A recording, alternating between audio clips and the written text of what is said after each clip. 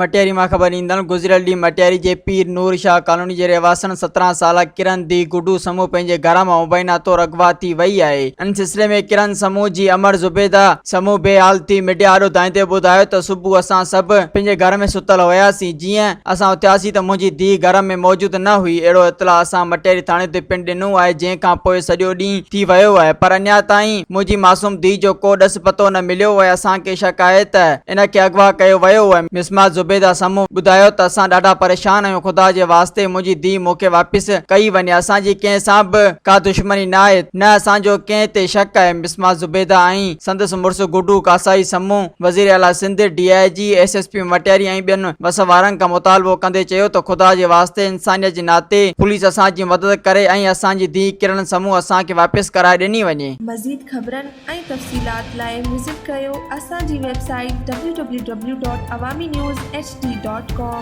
ऐं ॾिसंदा रहो अवामी न्यूज़ HD।